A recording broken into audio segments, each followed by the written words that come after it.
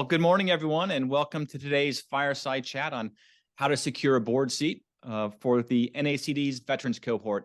And we know how busy everyone is, so we really appreciate you taking the time out to join us. I want to specifically thank the NACD Northern California chapter, along with the Boyden Executive Search Firm, for hosting this event, and specifically want to just do a shout out to our amazing Executive Director, Lisa Spivey. Thanks, Lisa, for setting this up and keeping this running for us. Well, I'm Patrick Huston. I am an Army veteran, and it's a real honor to welcome our special guest here, Dr. Keith Dorsey, today. Keith has agreed to share some of his insights with us, so we're going to start off there with him and then open this up for some question and answer with all of you.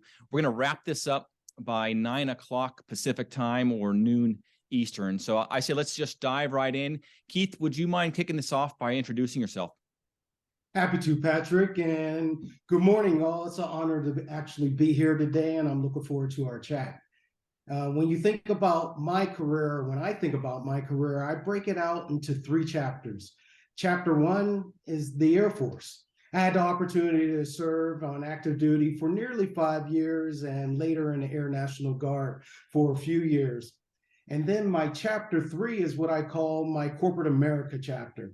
I led sales teams for almost 30 years, and during that period of time, I worked for 2 companies. First, a Fortune 1000 company for nearly 17 years, and then a Fortune 500 company and a spinoff for nearly 12 years.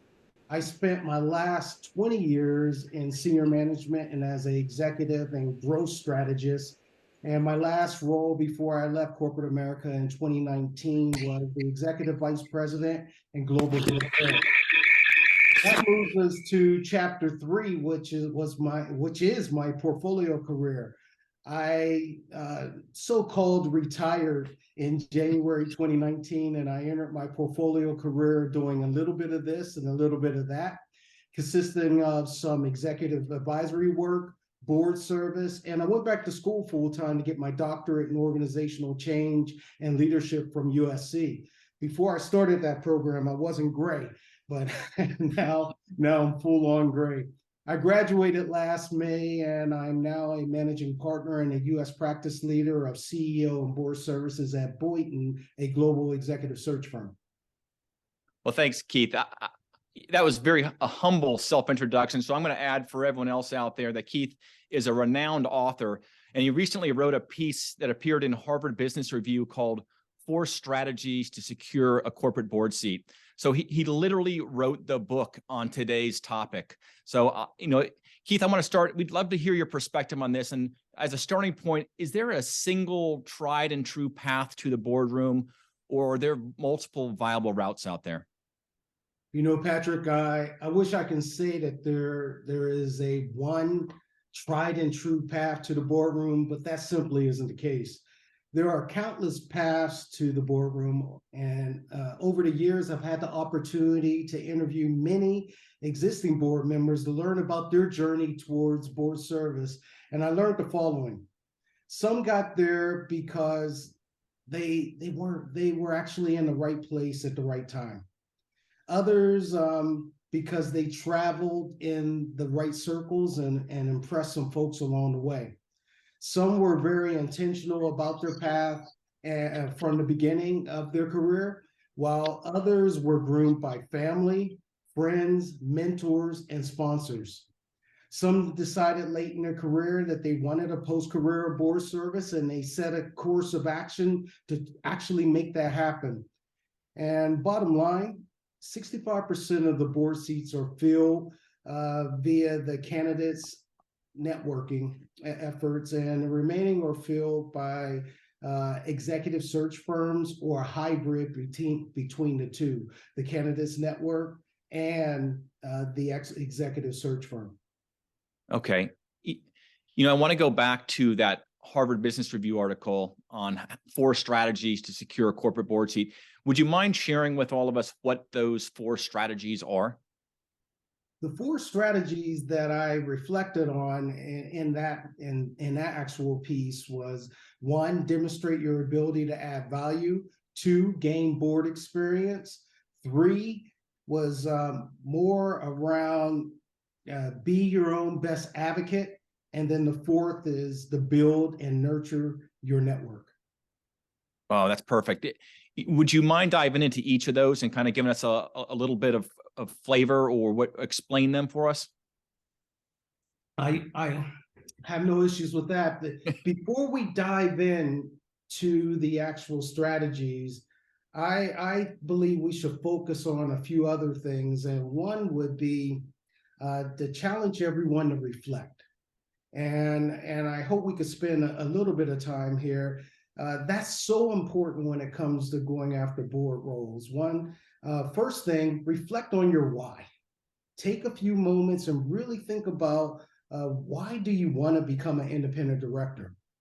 The next step would be to reflect on your purpose. And in doing so, build a personal vision, mission, and value statement.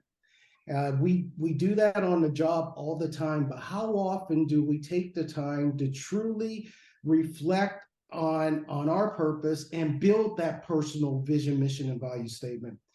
And then after doing that, run all your future board opportunities through your purpose and vision, mission, and values to ensure you and the board are a fit from your perspective.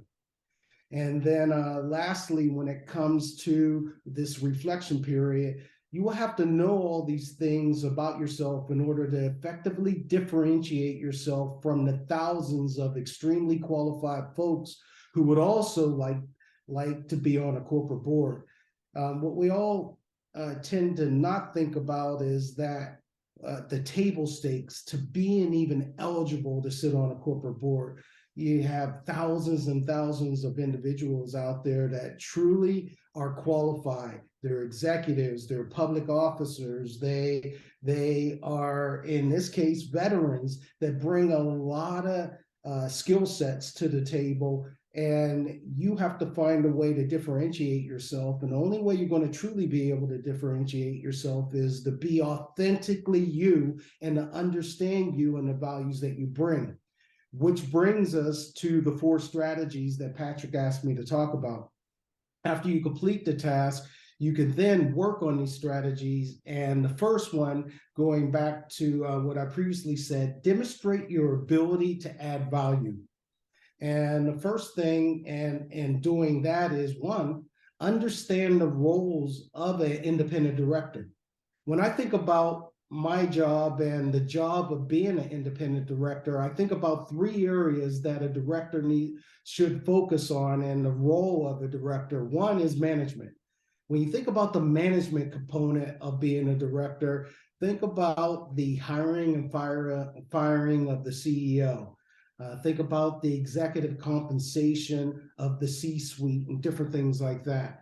So that's one of the first roles of being an independent director. The second would be service and advisory.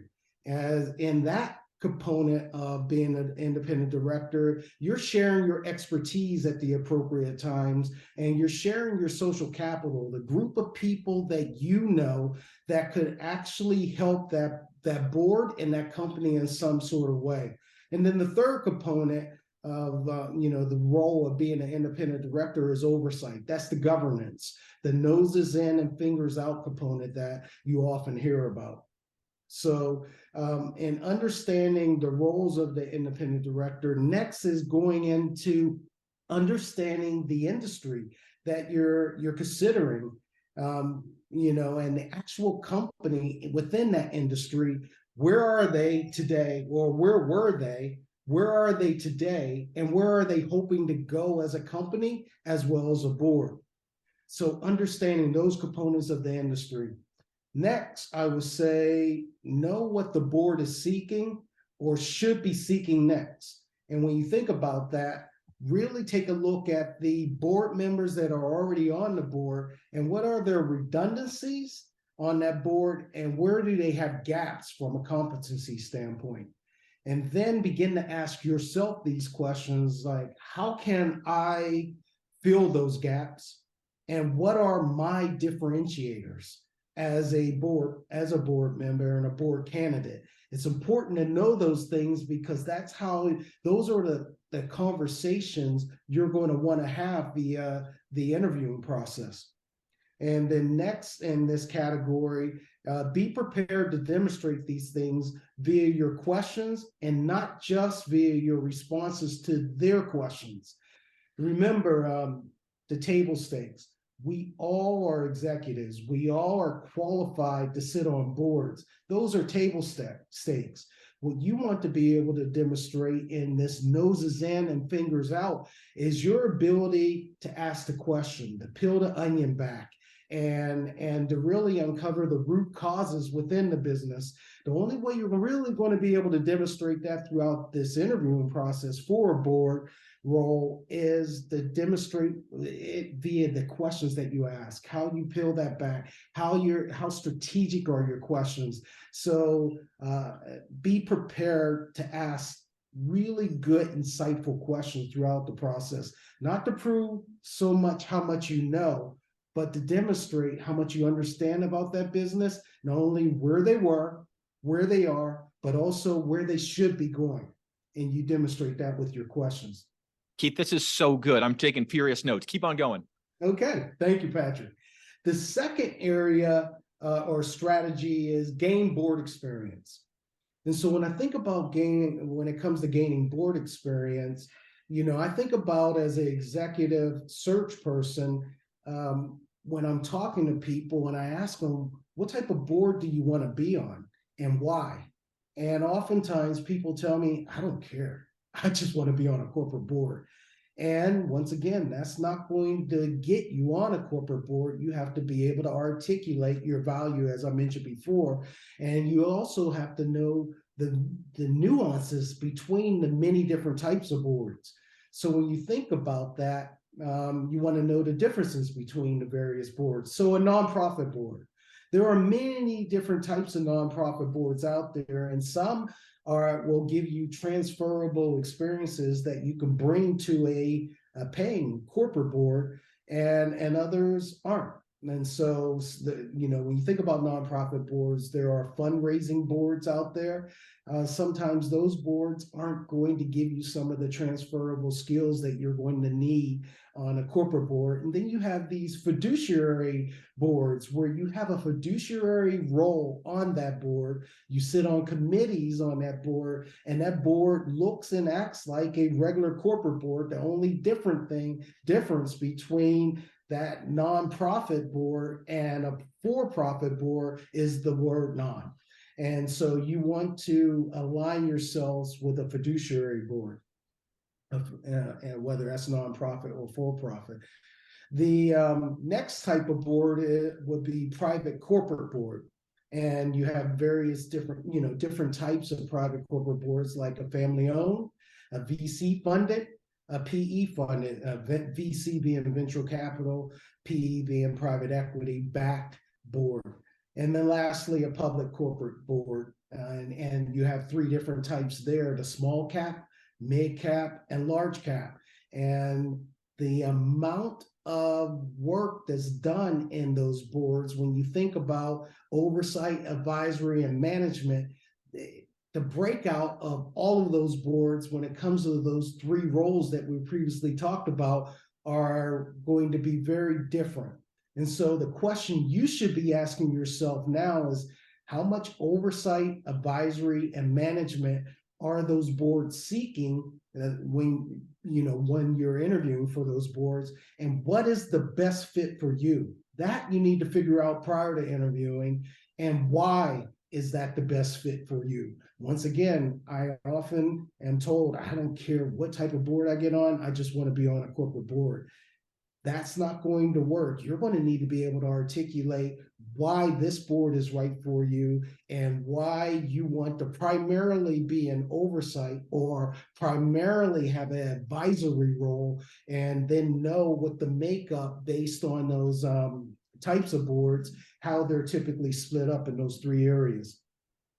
And then next and lastly in this area, become a student of your profession. You've been a student of your profession to get as far as you actually have gotten in your career thus far. But now when you're thinking about your post-career of board service, what are you doing to become a student of your profession? My recommendations here would be join board-related organizations like the NACD. Get board certifications like the directorship certification with the NACD, and interact with your own companies. If you're with an organization that has an internal board, see how you can interact with that internal board, especially if you're working for a public company today, because those are transferable experiences to being an independent director on with a public company later. And so those are the things I would say are germane to gaining board experience. And during the Q&A, we could peel this apart a bit more. The third strategy here would be to be your own best advocate. We were taught to be humble, and you definitely want to continue to be humble and not toot your horn too much. But you are going to have to toot your horn a bit when you're going through this board recruiting process, because the ultimate goal is to connect the dots. If you don't connect the dots for them, you're relying on them to listen to your story and connect the dots for you. And do you really want to give that much of the control away? And so be your own best advocate. Let anyone and everyone know your interest in serving on corporate boards. And most importantly, why. You need to be able to specifically articulate why it makes sense for you to be on that type of board. And then develop a board readiness story and continue to update it. And so this board readiness story needs to be something you can tell from the bottom of the escalator to the top of the escalator. I had a story. I interview a lot of board members, and I asked them to talk about their journey. And I have one story from a very prominent independent director who got her first board at a NACD national event. And she was riding up the elevator in Washington, D.C. at this event. And as from the bottom of, or not the elevator, but an escalator, from the bottom of the escalator to the top, she had a very brief conversation with a person who said, I want to introduce you to somebody. And that person she introduced her to eventually ended up bringing her on to the board. So your board readiness story needs to be crisp. It needs to be sharp. It needs to tell your story very, very succinctly. So that proverbial elevator pitch is actually an escalator pitch. Absolutely. Absolutely. And be ready to give that pitch on an escalator, in an elevator, sitting next to someone at a dinner, at a cocktail party. You need to be ready to tell that story. And we could dive into that later, Patrick, if you would like as well. And then let's go into the fourth strategy. This fourth strategy is about building and nurturing your network. And networking is key. However, there's no longer the 6 degrees of separation, largely due to social media platforms like LinkedIn. We've all grew up learning about these 6 degrees of separations, but I tell you what, because of LinkedIn, someone can find you and know so much about you and the people who know you way before they reach out to you. So it's imperative that people who know you say positive things about you. We all grew up and our parents told us to not burn bridges, to do unto others as you will have them do unto you. And for a while there, we were able to burn some bridges and never had that bridge that person whose bridge we burned come up again. That's no longer the case. As I mentioned before, it's imperative that people who know you say positive things about you. And when it comes to board recruiting, know that you will be pre-vetted. What's this whole thing about pre-vetting? The whole pre-vetting process is when people, boards and executive search people, hear your name and begin to think that you might be a good fit for their board. But before they reach out to you, they reach out to anyone they can find who knows you. Do you remember interviewing for jobs? And the last stage of that job was, give me some references. And when you give those references, you only give, if you're smart, You only give references of people who actually will say great things about you.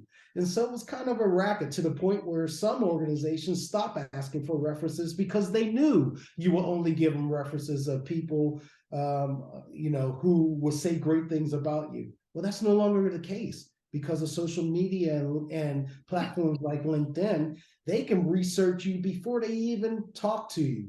And so you want to make certain that the people that they can find who know you will say great things about you because of this pre-vetting stage. And so if you don't successfully make it through, if you don't successfully make it through the pre-vetting stage, you will never even know about the position. However, conversely, if people say great things about you, not only did your name come up, but now they've said great things about you, it's then and only then that you'll hear from the actual board itself or an executive search firm. So know that if someone's knocking on your door, you've been pre-vetted. Now, what do you need to do to clean your house? And it's almost like a 12-step program. You may need to go back and think 20 years ago and reach out to some of your old contacts. One, to refresh their memory so that they will continue to say great things about you. And two, to repair old broken relationships and say, and mea culpa, you know what? I was selfish in my 20s. I wasn't thinking straight, and I want to apologize. Now's the time to do that because trust me, they can find almost anyone who knows you based on social media. All right.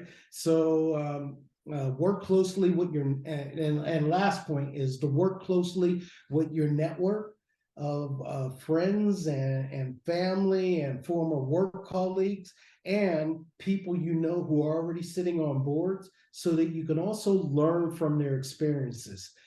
These are people who have walked a mile and understand the board process, and you want to work closely with them to learn what they did differently, especially if it's a person who walked a mile in your shoes and figured out the secret sauce to get on a board. You want to spend quality time with them. Patrick? Keith, that was absolutely perfect. The way you laid these out, it's so clear, even a soldier can understand them. So I really appreciate that. I've been scribbling pretty furiously, like I think a lot of folks have been, all these amazing tips. Two things really resonated with me. The first is the importance of kind of that opening salvo, that opening strategy of making sure you know what you want, why you want it, and going after something before you come up with a plan to actually pursue it, making sure you know what it is you're pursuing and why. That makes so much sense. The second thing I want to say is about something that was in your Harvard article itself. The conventional wisdom out there is that it's not what you know, it's who you know. But you took that and turned it on its head and said, it's not who you know, but it's who knows you. And once you said it, it seems so obvious, but for me, it explains every aspect of your strategies out there, why you do all those 4 steps to make sure that you're pursuing things in the right direction. So thank you for laying that out for us so very clearly.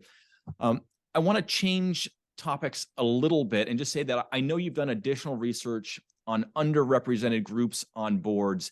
And since we have a lot of veterans in this audience, I just want to ask whether there are any special considerations or maybe a recommendation or thoughts on specific approaches for veterans to take on pursuing board opportunities.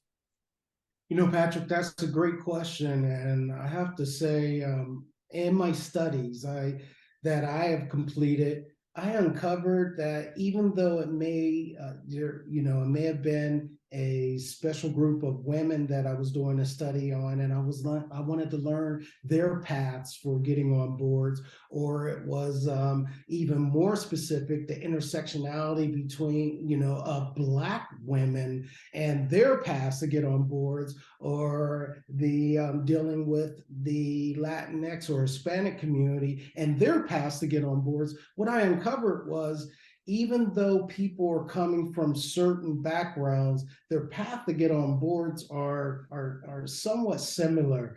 And when you think about veterans, we tell ourselves a story that people don't understand us. And some of that may be true.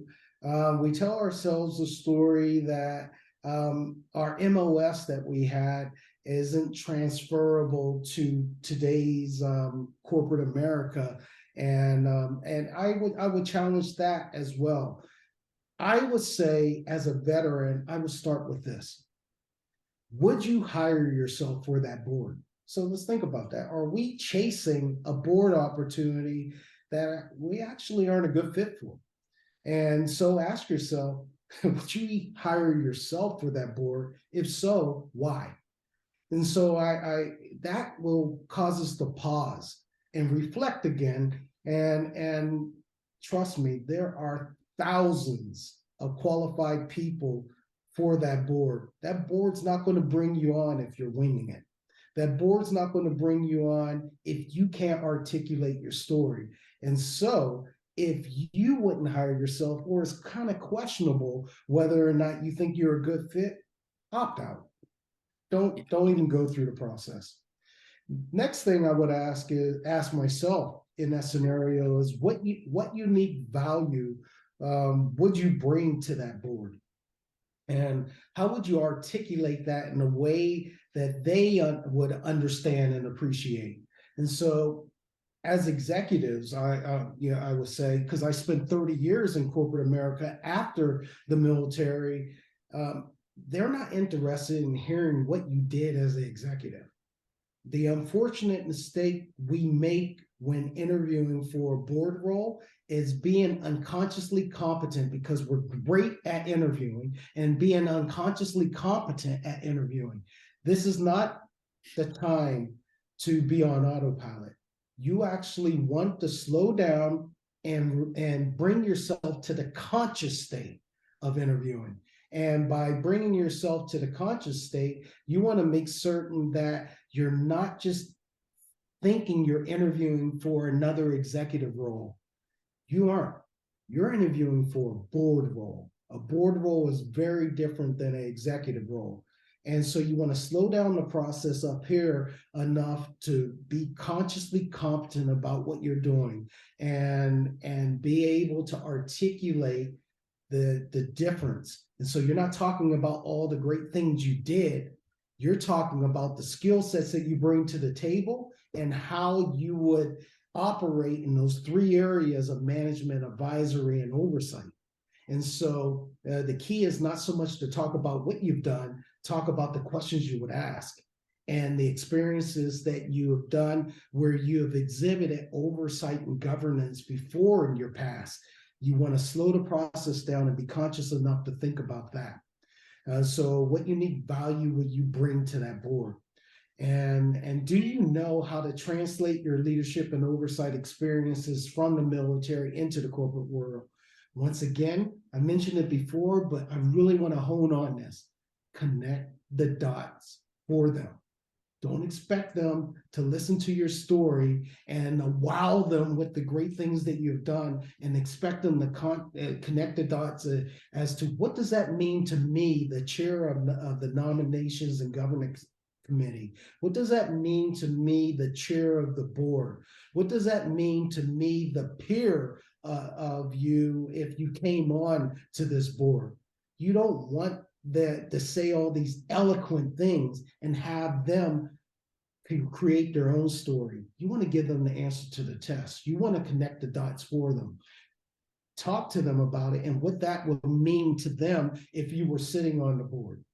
So that would be my advice to veterans, which is still the same advice that I would give to others in this case. But I'm asking you as a veteran to think about yourself as a veteran, reflect, and then say, and most importantly, saying the things that I believe I'm going to say during the interviewing process, asking the questions that I believe I'm going to ask when I hire myself, and then run everything through those filters. Yeah, great advice, Keith. And you really brought that full circle back to where you started with your opening guidance. And so we appreciate that. I'm looking at the clock and we're about halfway through our session. So I think we're going to we're about to transition to the Q&A portion. I'll ask the audience to start thinking about questions to ask Keith. You've got an amazing resource here. While you're doing that, I'm going to turn it back to Keith to say, do you have any kind of closing or final thoughts for the audience at this point, based on what you've said so far? You know what? Yes, thank you, Patrick, for giving me the opportunity to share a little bit more. You know, one of your goals throughout this process should be to demonstrate that you will bring corporate or cognitive diversity to the board. You know, as a veteran, your background and experiences may be very different from your peers around the board table. And because of that, you bring diversity of thought. And there are pros to bring in diversity of thought. When you think about that, you might ask different but relevant questions. That's a great thing, to be able, because of your background and experiences, to sit around the board table, not just to hear yourself think or talk, but to really sit around, hear what others are saying. When you think about most board members are former and active CEOs and CFOs who have been in corporate America for a period of time, and they are generalists, and they may go an inch deep but a mile wide, and because of that, and they may even encounter what we call group think, because they all came from similar backgrounds, similar experiences, similar roles. But you're coming in as a veteran. You're coming in as someone that may have just recently retired from the military, or someone like myself that was in the military and had a corporate career post that. But because of our various experiences that we bring to the table, we should be able to ask different questions and that are relevant. And just by asking the question, change ensues immediately on that board. And you don't want to hear yourself talk. You just don't want to bring up and get involved in every dialogue. That's not your role as a board member. But if something you feel here and here, you think you should ask or say, now's the time to do it. That's the cognitive diversity that you bring to the table. So don't be afraid to challenge thought processes at the appropriate time. The con to this cognitive diversity and diversity of thought that you bring is that you more than likely will slow down the process of reaching consensus every now and then on the board.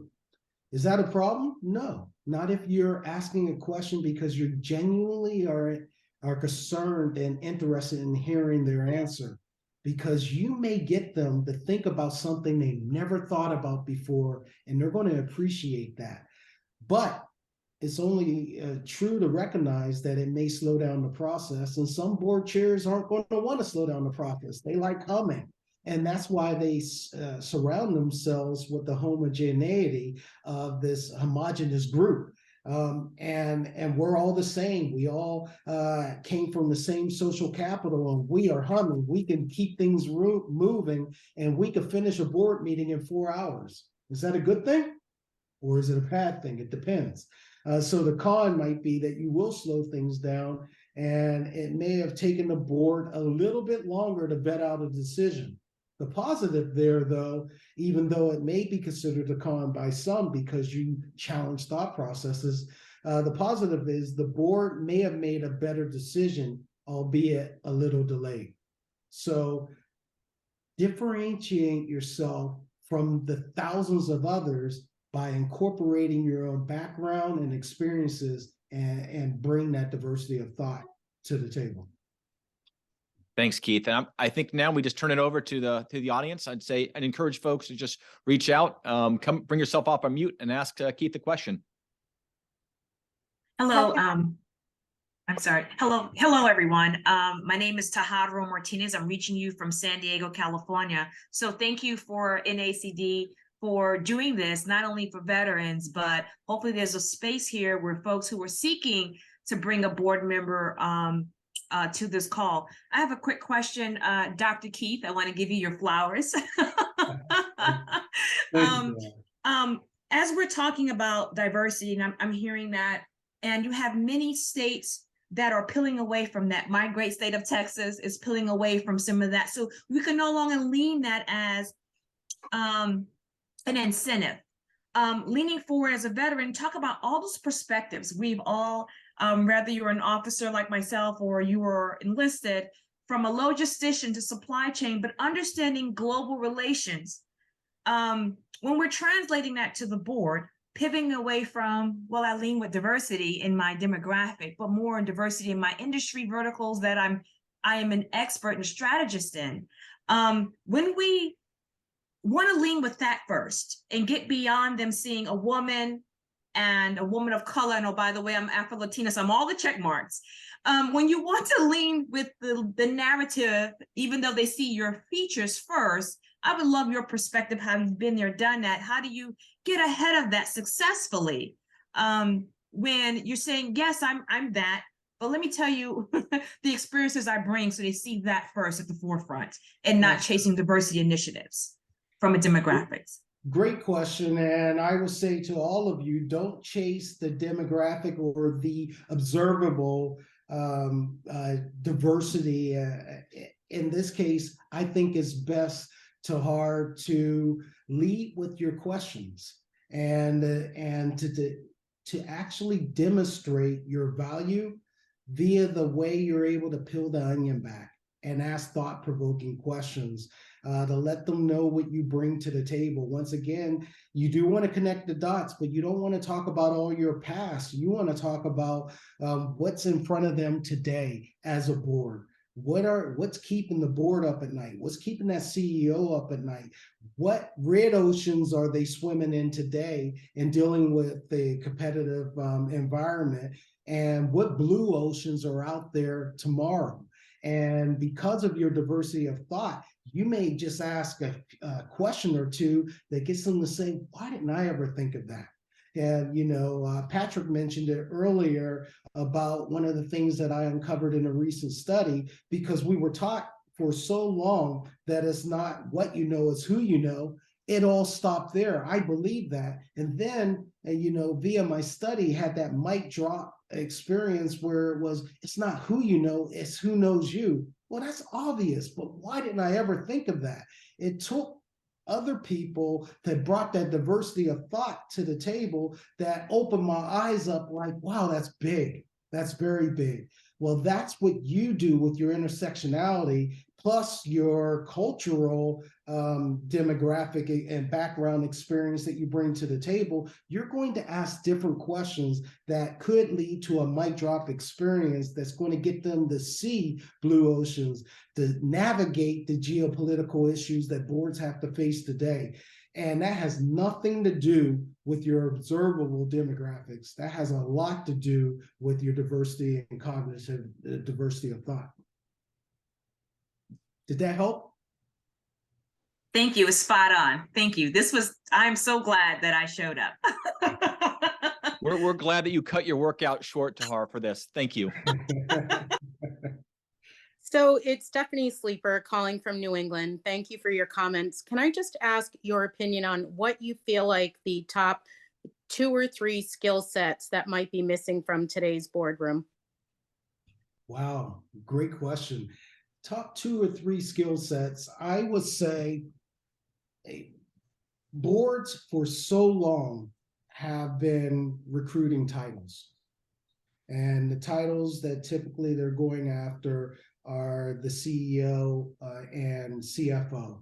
When you think about executives, there are 3 levels of executives. You got your L1. The L1 would be the CEO of the company. You have your L2, and level 2 executives would be the C-suite, the people who report directly to the CEO. And then you have the L3 level, the direct reports of the C-suite. And what's missing from boards today are the L3 level people, the executive vice presidents, the senior vice presidents of the organization that bring a lot of functional expertise outside of being a generalist as a CEO or the specialist as the chief financial officer, but they're bringing cybersecurity, they're bringing human resources, they're bringing legal expertise, they're bringing supply chain and procurement expertise. These are things that boards need today to navigate the issues that are germane for boards.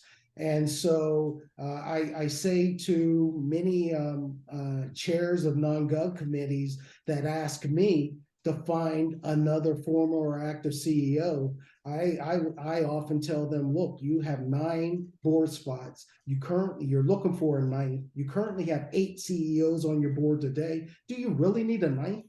Let's think about the competencies that exist on your board today. Let's do that evaluation to figure it out. Let's think about your strategy for tomorrow and the competencies you need on your board to fully govern and execute that strategy. And where are there redundancies in your competencies and where are there gaps? And what's missing from boards today are some of those gaps that need to be filled in order for them to effectively go after and navigate tomorrow and their strategies for tomorrow.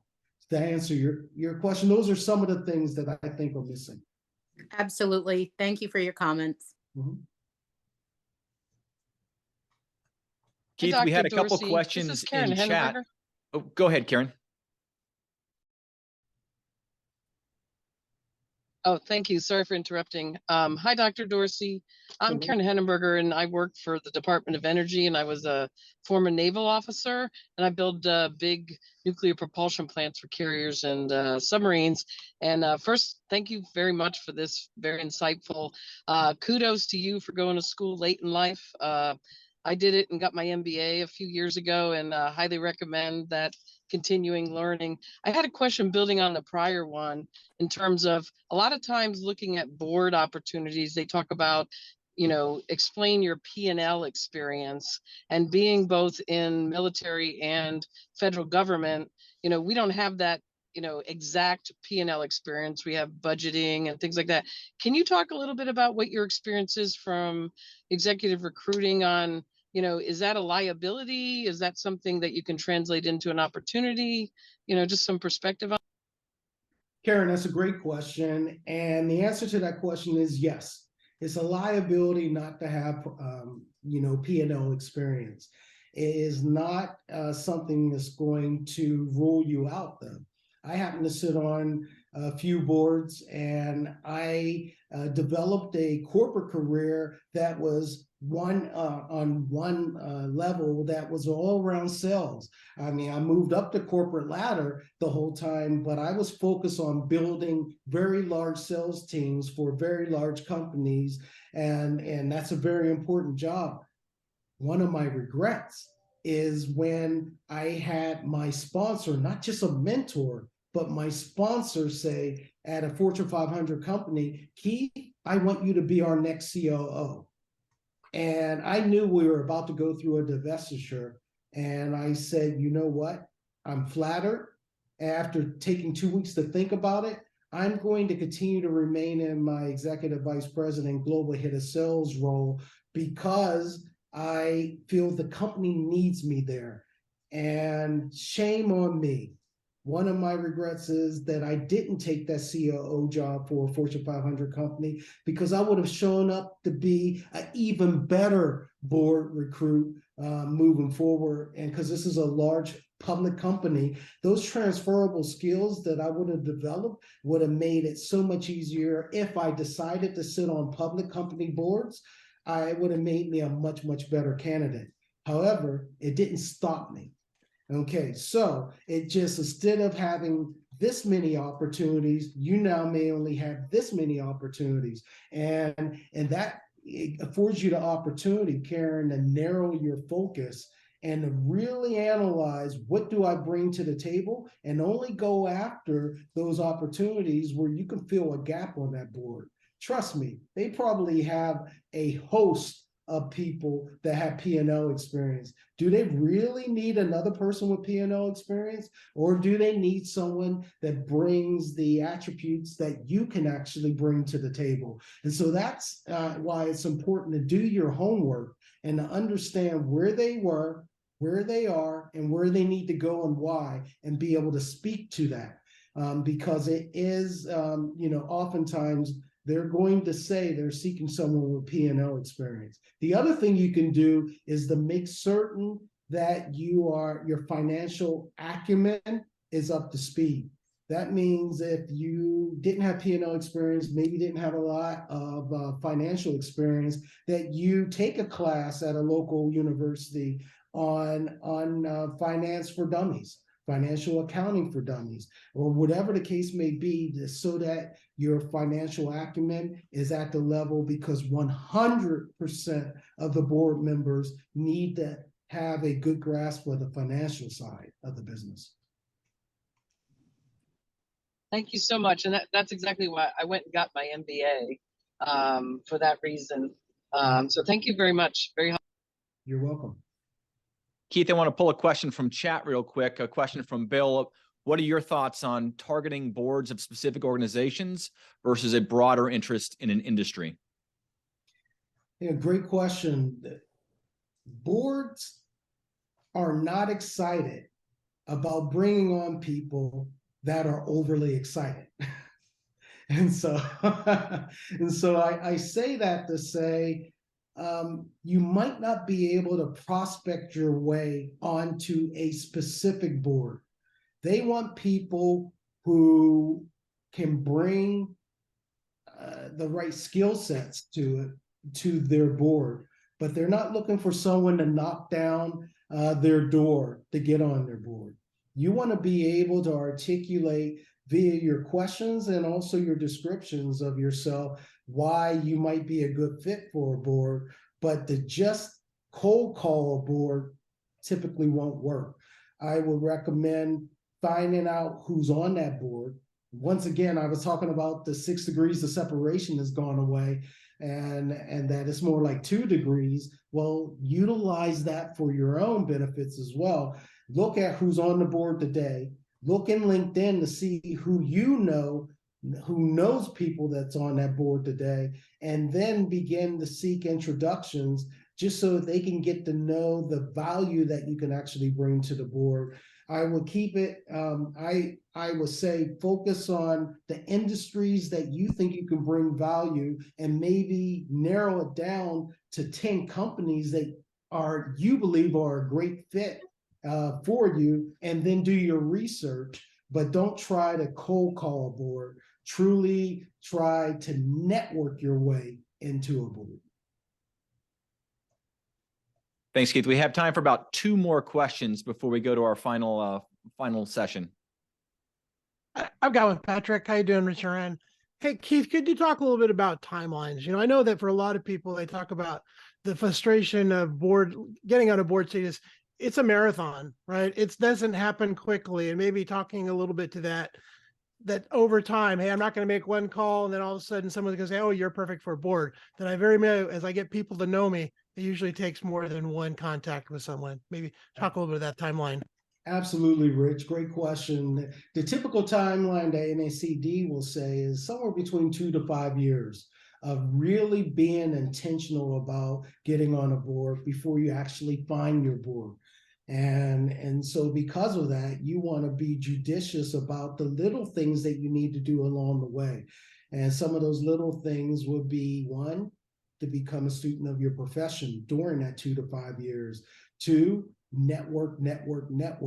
1, to get to know people that are already in board roles today, and to find out how they did that and who did they get to know and why. And then 2, to really learn all the ins and outs about boards. 3, to understand what's going on in society today, whether that's around DEI, whether that's around geopolitics, cybersecurity, the war, different things like that. Be able to read the various periodicals, Economists or Kiplinger's or Fortune, Forbes, different things like that. And while you're reading it, also reflect. Don't just read the article and say, what does that mean to me? And how can I make a difference there? You're learning more about what's germane in society today, and you're also taking the time to say, here's how I can make a difference. All of this takes time, but the process of getting to know people and making certain, most importantly, they get to know you. That comes down to your board readiness story. And connecting the dots in a succinct sort of way. Let me give you an example. We all go to parties. We all go to cocktail parties. We sit at business dinners. We go to networking events. And we're on autopilot when people say, the first question they ask in our society in the US, they ask, what do you do for a living? What do you do? And we go into autopilot. And when we do that, oftentimes we're telling them who we are as an executive. That's not going to get you on a board. You want to slow the process down, rethink about what you truly want to say, and practice it before you go to that event, and make certain that what you're saying, what you're going to say at that event ties into the reason for that event.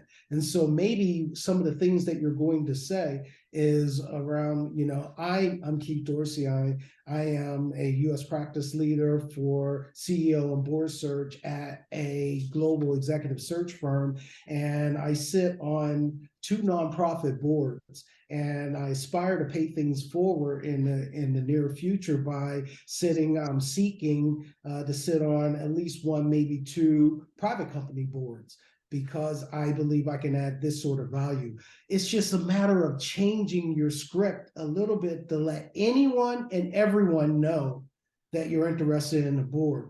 And you'd be surprised how your name gets brought up for that pre-vetting process. It comes from people you never would have thought would bring that up. It's the receptionist of a company that you sat next to at a dinner that you happen to share your 30 seconds board readiness story with that person, and that person tells her cousin mentions to her that we're seeking a board member. Hey, that's so funny. I just sat next to someone. You may want to reach out to Bob Smith.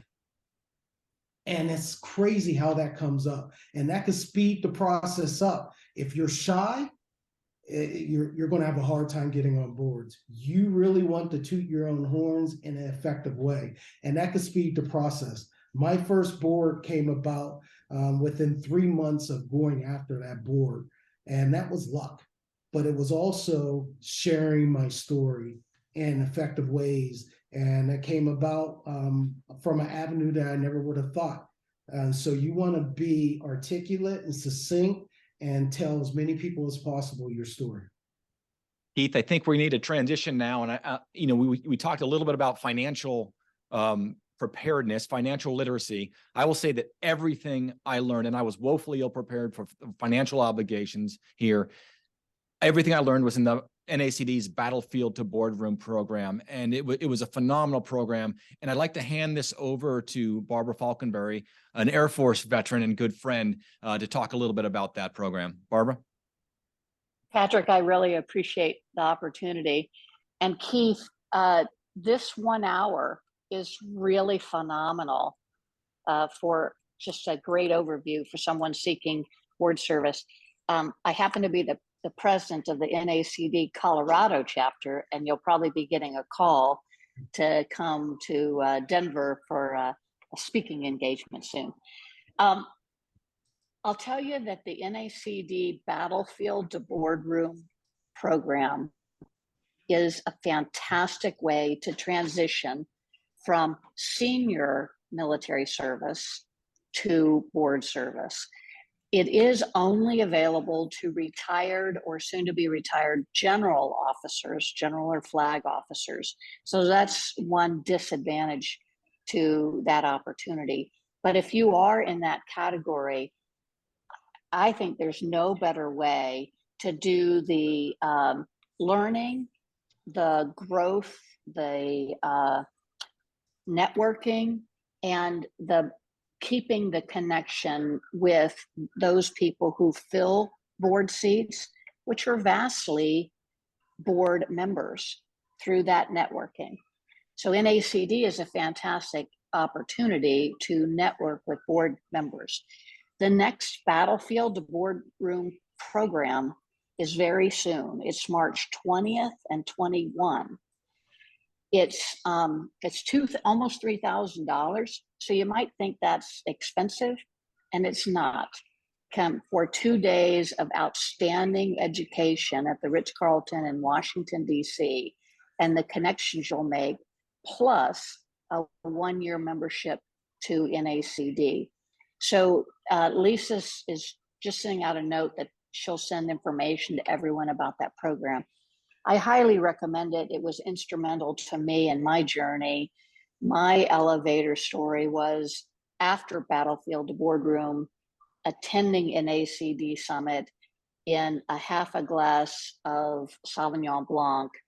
I made a connection to have my first board seat. So reach out to me if you have questions about the program. It's phenomenal. And thanks for the opportunity, Patrick.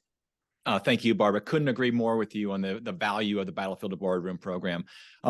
Special thank you from all of us to Keith Dorsey and his firm Boyden for their support and incredible advice and guidance here, Keith. We are so appreciative of that. I want to also thank the NorCal chapter for hosting the Veterans Cohort and these events. Our next event, as you may have seen in chat, is going to be May 17th at 8 a.m. Same format. Details to follow on that. And again, just a reminder to everyone, these Veterans Cohort events are open to everyone. You don't have to be a veteran. You don't even have to be an NACD member. We just want to help all that we can, however we can. So thanks to everyone. Have a great rest of your week and appreciate this. Again, thank you, Keith. So obliged to you for amazing advice.